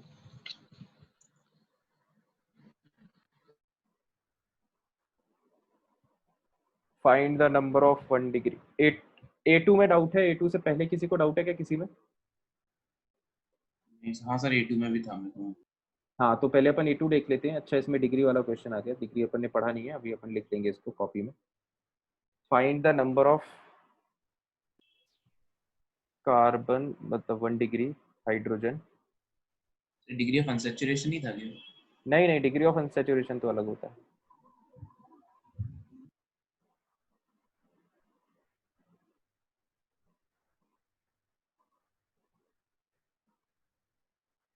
ये है find the number of 1 degree in the following compounds. ये अपना क्वेश्चन है एक्सरसाइज 1 पार्ट 1A1, है ना। कंपाउंड्स कौन कौन से हैं? 1 मिनट रुको यार, कंपाउंड देखना पड़ेगा। ये है पेज नंबर 55। 2 मिथाइल प्रोपेन है। हाँ कोई दिक्कत नहीं, मैं इसमें खोल लेता हूँ। हाँ तो एक सेकेंड। तो आपको जो कंपाउंड्स दिए हैं, है ना, ए कंपाउंड आपको दिया है ये, ठीक है। हाइड्रोजन अभी मैं बना नहीं रहा, है ना, केवल कार्बन कार्बन बना दे रहा हूँ। हाइड्रोजन तो अपन खुद बना सकते हैं। बी कंपाउंड ये है और सी कंपाउंड है ये 4 कार्बन वाला, ठीक है। तो अब इसमें अपन देखते हैं number of degree of hydrogen की बात हो रही है ना। 1 degree hydrogen, 2 degree hydrogen, 3 degree hydrogen. तो इसको आप कॉपी में लिख लेना, डिग्री ऑफ हाइड्रोजन एक टॉपिक डाल के। अभी चाहो तो यहीं पे लिख लो होमवर्क कॉपी में, नहीं तो फेयर कॉपी में लिख लो तो ज़्यादा अच्छा है। डिग्री ऑफ हाइड्रोजन, है ना, हाइड्रोजन की डिग्री, इसका क्या मतलब होता है? डिग्री ऑफ हाइड्रोजन को हम ऐसे डिफाइन करते हैं, degree of hydrogen is equal to degree of carbon, ठीक है। इसको ऐसे याद रखना जैसे मैं याद करवा रहा हूँ, degree of hydrogen is equal to degree of carbon. तो फिर भैया अगला सवाल ये उठता है कि कार्बन की क्या डिग्री। तो एक मिनट यार, इस स्टेटमेंट को थोड़ा और कंप्लीट कर लो। तो degree of hydrogen is equal to degree of carbon to which hydrogen is connected, to which hydrogen is connected, है ना। अब ये अपन एग्जांपल देखेंगे तो और अच्छे से समझ में जाएगा। और इसकी डिग्री ऑफ कार्बन अपन कैसे निकालें? तो डिग्री ऑफ कार्बन होता है number of carbon atoms to which that particular carbon is connected, है ना। इसको अभी पहले अपन लिख लेते हैं, फिर मैं एग्जांपल से समझा दूंगा। डिग्री ऑफ कार्बन का क्या मतलब है? Number of carbon atoms directly connected to this carbon, ठीक है। तो अब देखो जैसे अपन को ये वाला क्वेश्चन दिया हुआ है तो अपन इसी पे देख लेते हैं, ये वाला ए पार्ट, है ना। तो इसी को यहाँ पे एग्जांपल के तौर पे अपन ले लेते हैं। तो ये अपना कंपाउंड है सी सी सी सी, है ना। और इसमें हाइड्रोजन लगे हुए हैं। अब क्योंकि हाइड्रोजन की बात हो रही है तो अपन लगा लेते हैं हाइड्रोजन। 1 2 3 हाइड्रोजन इस पे होंगे, सिमिलरली 3 हाइड्रोजन इस पे होंगे, है ना। सिमिलरली 1 इस पे होगा और 3 इस पे होंगे, ठीक है। जो रेड बॉन्ड है वो हाइड्रोजन से कनेक्टेड है। तो जैसे मैं इस हाइड्रोजन की डिग्री की बात करूं, इस हाइड्रोजन की अगर मैं डिग्री की बात करूं, ठीक है, तो इस हाइड्रोजन की डिग्री क्या होगी, is will be equal to degree of carbon to which this hydrogen is connected. तो ये हाइड्रोजन जिस कार्बन से कनेक्टेड है, इस कार्बन की जो डिग्री होगी वही इस हाइड्रोजन की डिग्री होगी। ऐसा अपन को इस लाइन से समझ में आ रहा है। तो फिर अगला सवाल ये है कि इस कार्बन की क्या डिग्री होगी, तो degree of this carbon is equal to number of carbon atoms directly connected to this carbon. इस कार्बन से कितने कार्बन एटम्स डायरेक्टली कनेक्टेड हैं, कितने कनेक्टेड हैं, इस कार्बन एटम से एक ही कार्बन एटम डायरेक्टली कनेक्टेड है? यहां तक जो मैंने बोला इसमें कुछ गड़बड़ तो नहीं लगी किसी को? तो हम कहेंगे कि ये कार्बन एक ही कार्बन से डायरेक्टली कनेक्टेड है, तो इस कार्बन की डिग्री 1 है। इसका मतलब जो जो हाइड्रोजन इस कार्बन से अटैच्ड होंगे उन सबकी डिग्री 1 होगी। ठीक है, तो मतलब इस कार्बन की डिग्री 1 डिग्री, इसकी भी 1 डिग्री। ठीक है, सिमिलरली ये वाले सिमिलरली इसके लिए भी ये कार्बन भी, ये वाला जो कार्बन है वो भी एक ही कार्बन से कनेक्टेड है, तो इस कार्बन की भी डिग्री 1, मतलब ये सारे हाइड्रोजन की डिग्री 1 है ना। तो आप इसको मिडिल वाला जो हाइड्रोजन है उसके हाँ, 3 होंगे। आ रहे हैं भैया, एक एक करके आ रहे हैं। ठीक है, इसकी भी डिग्री 1। सिमिलरली सेम एक्सप्लेनेशन यहाँ पर, ये जो तीनों हाइड्रोजन है इनकी भी डिग्री 1 है ना। अब जो ये बीच वाला कार्बन है, देखो जो बीच वाला कार्बन है वो 3 कार्बन से डायरेक्टली जुड़ा है, तो इस कार्बन की डिग्री 3 है। इसका मतलब इस कार्बन से जितने हाइड्रोजन जुड़े हैं उन सबकी डिग्री कितनी होगी, 3। तो ये वाला जो हाइड्रोजन होगा ये 3 डिग्री हाइड्रोजन होगा। तो अब आप काउंट कर सकते हो इस मॉलिक्यूल में 9 1 डिग्री और 1 3 डिग्री हाइड्रोजन है। ठीक है, आप इसको हाँ, इसको और आसान लैंग्वेज में इस तरह से याद रख सकते हो कि इसमें वैसे फादर सन टाइप का रिलेशन मान सकते हो कि भाई हाइड्रोजन तो हमेशा एक ही बॉन्ड बनाता है। ठीक है, तो हाइड्रोजन तो बच्चा है, ठीक है, लेकिन जो कार्बन है वो 4 बॉन्ड बनाता है, तो कार्बन की जो डिग्री होगी वही हाइड्रोजन की डिग्री होगी। जैसे अपन कहते हैं ना कि भाई अपने पापा के पास अपने पापा के पास जो कार है वही कार अपनी है। ठीक है, तो उसी तरह की बात है यहाँ पे कि भाई जो वो जिस कार्बन से जुड़ा है उसकी जो डिग्री है वही हाइड्रोजन की डिग्री। हाँ संकेत, अब पूछो।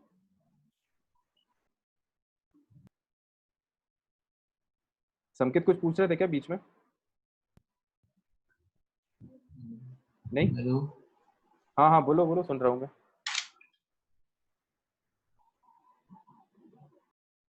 तो ठीक है, मतलब ये डिग्री वाले क्वेश्चन बहुत सिंपल होते हैं, है ना।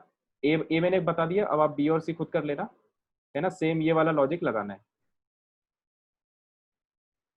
हाँ तो संकित उसमें तुम चैट में लिख दो जो भी तुम पूछ रहे हो। बाकी आप बी और सी पार्ट करके देख लेना, फिर कोई डाउट हो तो दोबारा मुझसे पूछ लेना, दोबारा एक्सप्लेन कर दूंगा। डेफिनेशन सेम रहेगी डिग्री ऑफ हाइड्रोजन निकालने की। Sir A3। हाँ भाई A3 देख लेते हैं। A3 कह रहा है कि find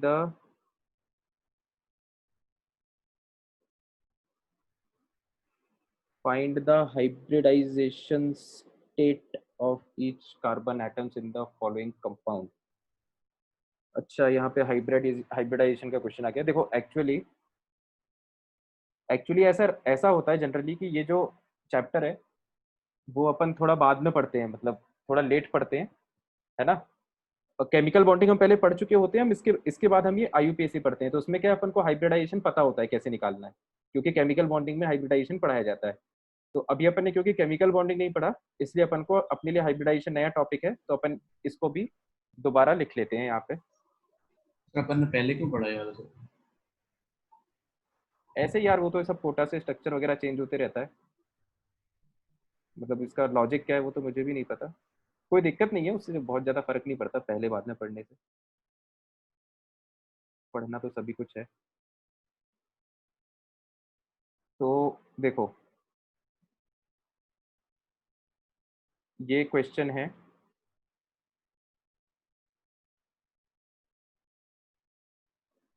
हाइब्रिडाइजेशन क्या होता है ये अपन केमिकल बॉन्डिंग में डिटेल में सीखेंगे। तो यहाँ पर हाइब्रिडाइजेशन का एग्जैक्ट मतलब क्या होता है मैं उस पर नहीं जाऊंगा, क्योंकि वो काफ़ी बड़ा टॉपिक है अपने आप में। मैं डायरेक्ट फॉर्मूला बता रहा हूँ कि हाइब्रिडाइजेशन कैलकुलेट कैसे करते हैं, ठीक है। तो आपको जैसे मॉलिक्यूल दिया है, ये मॉलिक्यूल दिया है आपको सी, मैं हाइड्रोजन नहीं बना रहा अभी, C double bond C, double bond C, single bond C, फिर single bond C, C triple bond C, C N, ठीक है। इस तरह का आपको कंपाउंड दिया है, हाँ सही है। तो अब इसमें अपन को हाइब्रिडाइजेशन बताना है ना। तो देखो अभी तो बस आप इतना याद रखो कि एक टर्म होता है स्टेरिक नंबर, ठीक है, एक टर्म होता है स्टेरिक नंबर। स्टेरिक नंबर का मतलब होता है नंबर ऑफ सिग्मा बॉन्ड्स, है ना, ये सिग्मा का साइन है, sigma bonds plus lone pair, ठीक है। लोन पेयर को अभी मैं बताता हूँ क्या होता है। और दूसरे कॉलम में आप लिखोगे हाइब्रिडाइजेशन, ठीक है। तो सिग्मा बॉन्ड तो खैर अपन को पता ही है, दो एटम के बीच में जो पहला बॉन्ड होता है वो सिग्मा बॉन्ड होता है, सिग्मा बॉन्ड हमें पता है। लोन पेयर की हम बात करते हैं, SPNO क्या है? एक सुन मिनट नहीं रुको। पाया। ये जो पेयर ऑफ इलेक्ट्रॉन्स है ना उसको लोन पेयर कहते हैं, है ना। जब भी दो इलेक्ट्रॉन साथ में होंगे तो उसको हम लोन पेयर बोलेंगे, है ना। Basically this is pair of electrons, ऐसे समझ लो बहुत सिंपल वर्ड्स में। हाँ संकेत क्या कह रहे? ST नंबर क्या है, मैं सुन नहीं पाया था। स्टेरिक नंबर, ठीक है। स्टेरिक नंबर एक नंबर अपन डिफाइन करते हैं, केमिकल बॉन्डिंग में हम पढ़ेंगे। उसका ये फॉर्मूला होता है sigma bonds plus lone pair. Lone pair का मतलब ये होता है, सिग्मा बॉन्ड का मतलब हम लेक्चर में देख चुके हैं। तो देखो यहाँ पर मैं हाइड्रोजन भी बना ही देता हूँ यार पूरा। ये है CH2 CH2 CH और CH2 CH CH2 CH2 CH2 और NH2, ठीक है। ये अपन ने हाइड्रोजन भी बना दिया, मॉलिक्यूल कंप्लीट कर दिया। तो ऐसा कहा जाता है कि अगर स्टेरिक नंबर अपना 2 आया तो हाइब्रिडाइजेशन sp, 3 आया तो sp2, है ना। बस एक एक करके बढ़ाते जाओ। 4 आया तो sp3, 5 आया तो sp3d। SP क्या है? ये यार अभी मत पूछो, ये मैं भी नहीं बता सकता, ये बहुत बड़ा टॉपिक है अपने आप में, है ना। बस इसको अभी ऐसा मान लो कि ये बस अपन को रट के रखना है फिलहाल के लिए, मतलब जब तक अपन केमिकल बॉन्डिंग नहीं पढ़ रहे तब तक, ठीक है। तो आप तो ये टेबल याद रखना। अब देखो इसमें, जैसे इसमें क्या पूछा है, find the hybridization of, hybridization state मतलब अपन को ये बताना है ऑफ ईच कार्बन एटम, है ना। हर कार्बन एटम का अपन को हाइब्रिडाइजेशन बताना है। तो जैसे ये पहला कार्बन है, ठीक है, तो मैं ये पहला कार्बन यहाँ पर बना रहा हूँ लेफ्ट, ये राइट साइड में जूम करके, ये पहला कार्बन है लेफ्ट साइड से, एक तरफ से ये डबल बॉन्डेड है, दूसरी तरफ से ये दो हाइड्रोजन से जुड़ा हुआ है, ठीक है। इस कार्बन की एटम की बात हो रही है। तो इस कार्बन ने जितने बॉन्ड बनाए अपन ने सारे बना लिए। अब देखो यहाँ पर आपको स्टेरिक नंबर कैलकुलेट करना है। हाइब्रिडाइजेशन बताने के लिए आपको एटम का स्टेरिक नंबर पता होना चाहिए, जो कि हम ऐसे निकालते हैं। तो सिग्मा बॉन्ड, तो पहले देखो कितने सिग्मा बॉन्ड जुड़े हुए हैं इस कार्बन एटम से, कितने सिग्मा बॉन्ड जुड़े हुए हैं। ये पहला सिग्मा बॉन्ड, 3। ये दूसरा, ये तीसरा, है ना। ये वाला बॉन्ड तो पाई बॉन्ड है। तो इस कार्बन से जो सिग्मा बॉन्ड है, सिग्मा बॉन्ड है 3, ठीक है। लोन पेयर कितने हैं? लोन पेयर इसमें एक भी नहीं है, क्योंकि जितने भी पेयर ऑफ इलेक्ट्रॉन्स है वो सब बॉन्डेड है ना। कार्बन के वैलेंसी शेल में ध्यान से सुनना 4 इलेक्ट्रॉन्स होते हैं और 4 इसने पड़ोसी से बॉन्ड बना लिए, 4 इलेक्ट्रॉन्स इसने पड़ोसी से बॉन्ड बना लिए, तो टोटल इसके पास 8 इलेक्ट्रॉन हो गए। तो सारे इलेक्ट्रॉन पेयर बॉन्डेड है, कोई भी लोन पेयर नहीं है, ठीक है। sp का लोन फुल, पेयर कब होगा? लोन पेयर जैसे अमोनिया NH2 के पास एक लोन पेयर होता है ना। NH2 का जो स्ट्रक्चर है, देखो मैं NH2 का स्ट्रक्चर यहाँ पे बनाता हूँ थोड़ा जूम करके, राइट साइड में इसको मैं यहाँ पे बनाता हूँ। ये नाइट्रोजन एटम है, एक बॉन्ड ऐसे निकल रहा है, दो हाइड्रोजन ऐसे निकल रहे हैं, ठीक है। अब आपको अगर नाइट्रोजन का एटॉमिक नंबर याद है तो उससे आपको पता चलेगा कि नाइट्रोजन के 5 वैलेंसी इलेक्ट्रॉन्स होते हैं, 1 2 3 4 5, ठीक है। अब उसमें से 3 इलेक्ट्रॉन ने तो बॉन्ड बना लिए, ठीक है, ये बाकी फॉरेन एटम से 3 इलेक्ट्रॉन ने तो बॉन्ड बना लिए, एक पेयर बच गया, तो इसको अपन बोल देते हैं, जो पेयर बच जाता है उसको अपन लोनली पेयर, है ना, या लोन पेयर कॉमनली बोल देते हैं। ठीक है संकेत? Sir doubt. यस हाँ बताओ। सर लोन पेयर ना बच के सर सिर्फ एक इलेक्ट्रॉन बच जाए तो सर उसे क्या कहेंगे? ऑड इलेक्ट्रॉन बोलते हैं उसको, Yes, सिंगल इलेक्ट्रॉन, है ना। CH2 भी एक लोन पेयर बनाएगा।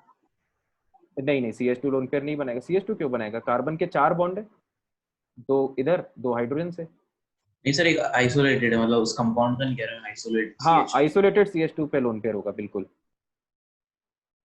ठीक है, तो यहाँ पर आप यहाँ पे देखो, जितने भी कार्बन एटम्स की बात हो रही है ना, उन सब में किसी में लोन पेयर नहीं आएगा। ठीक है, क्योंकि सारे कार्बन एटम के 4 इलेक्ट्रॉन होंगे और चारों बॉन्डेड होंगे। ये मैंने एक के लिए बता दिया, ऐसा आप सबके लिए देख सकते हो, तो सबके लिए फिर आराम से घर पे देख लेना।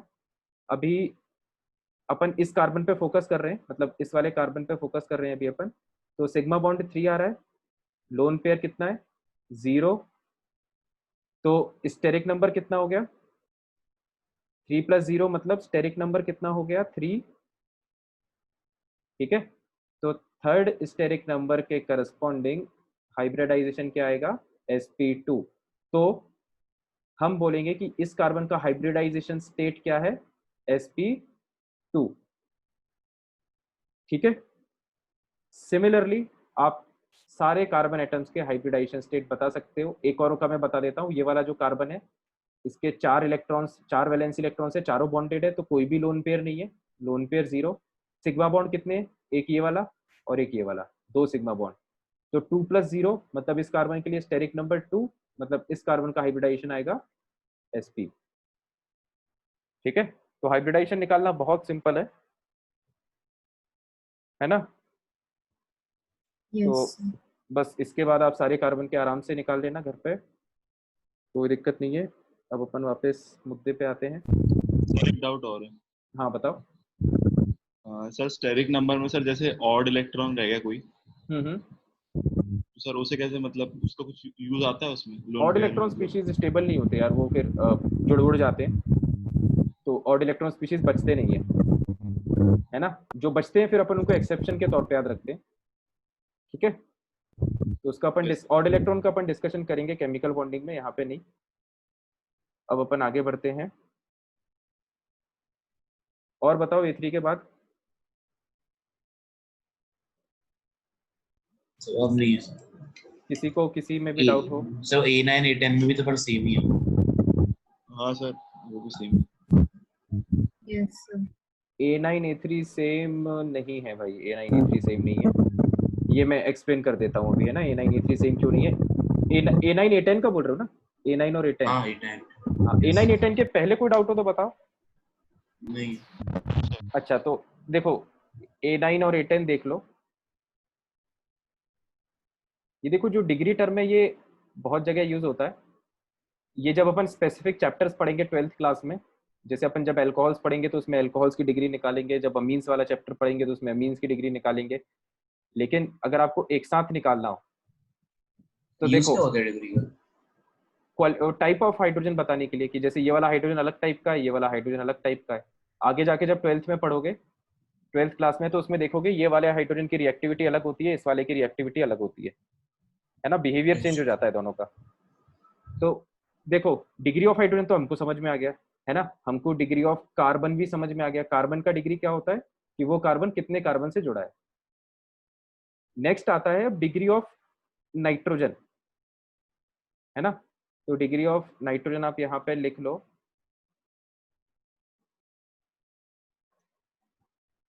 डिग्री ऑफ नाइट्रोजन, सर, तो ऐसे सबकी होती है क्या? नहीं, अपन को बस इनका ही पढ़ना होता है। डिग्री नाइट्रोजन का, ऑक्सीजन का, मतलब अल्कोहल का, अमीन्स का और कार्बन का, बस इतना ही पढ़ना होता है अपन को। ठीक है, यस तो डिग्री ऑफ नाइट्रोजन की क्या डेफिनेशन है? That is equal to nitrogen कितने कार्बन एटम से डायरेक्टली जुड़ा है ना। Number of carbon atoms directly connected to that nitrogen, है ना। जिस नाइट्रोजन की आपको डिग्री बताना है वो नाइट्रोजन कितने कार्बन एटम से जुड़ा है वो उसकी डिग्री है, ठीक है। और फिर आप डिग्री ऑफ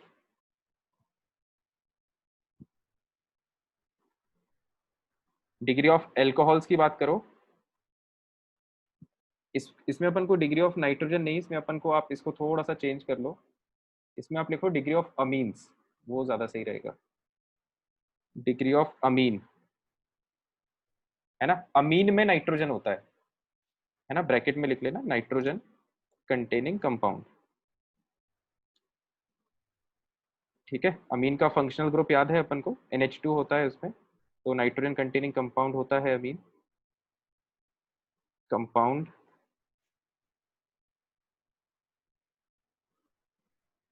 ठीक है, तो अमीन में जो नाइट्रोजन होगा आप उस पर फोकस करोगे और चेक करोगे कि वो कितने कार्बन से जुड़ा है, ठीक है। इसी तरह से हम डिग्री ऑफ एल्कोहल की बात करते हैं, ये अपन 12th में जब ये चैप्टर्स पढ़ेंगे तो दोबारा अपन सेम चीज लिखेंगे, लेकिन अभी इस पे क्वेश्चन आ गया है तो अपन यहाँ भी लिख लेते हैं डिग्री ऑफ एल्कोहल।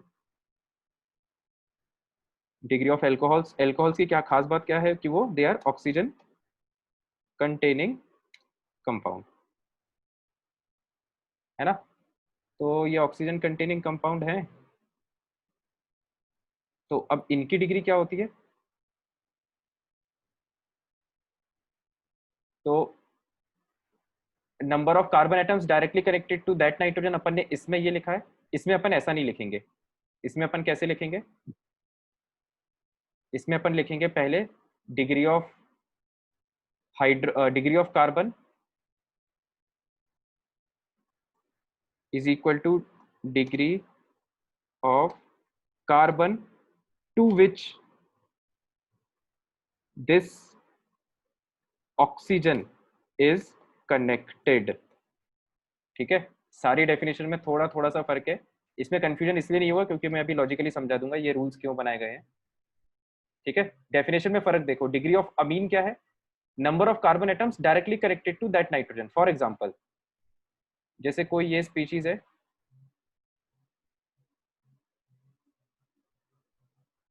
ठीक है, तो ये एक अमीन है जिसमें भी नाइट्रोजन हो वो उसको हम अमीन बोलते हैं।